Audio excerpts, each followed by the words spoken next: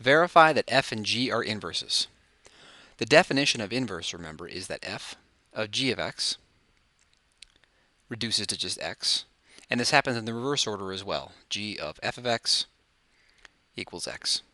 So applying this definition to the first question, we have f of g of x. So this is f of, let's replace g of x with what we know g of x to be. X plus 4 over 5. Now let's evaluate this by plugging x plus 4 over 5 into the f function in place of x. So f of x is 5 times x minus 4. But remember, we're replacing that x with this quantity, x plus 4 over 5. Now to simplify this, I see this 5 we have in the numerator and the 5 in the denominator will reduce, leaving us with just x plus 4 minus 4. We can combine like terms and these cancel to give us just x, which is what we wanted. However, this has to hold in the reverse order as well. So let's look now at g of f of x. So this is g of f of x. We were told it was 5x minus 4. Now we'll simplify this by plugging 5x minus 4 into the g function. And this was x plus 4 over 5. Now we're going to fill in our argument, 5x minus 4.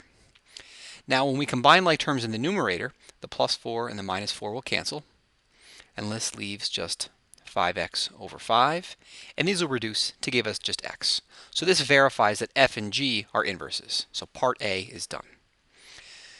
Now question B is asking the same thing, so let's go through the same process. We're going to look at f of g of x, and this should reduce to just x, and g of f of x should also reduce to just x.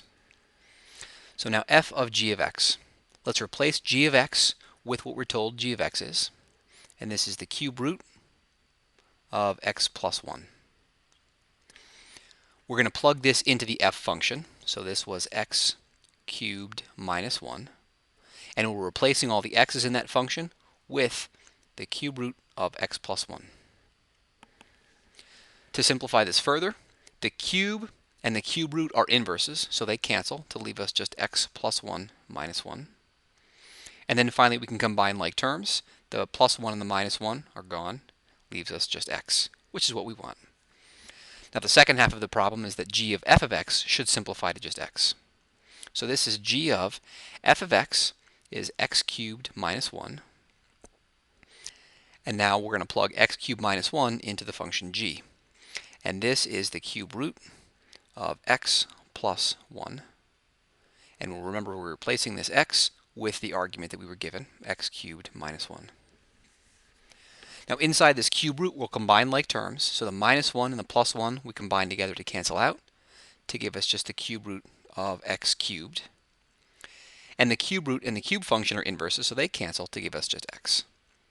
And so since both of these give us x, that verifies that these two functions are inverses.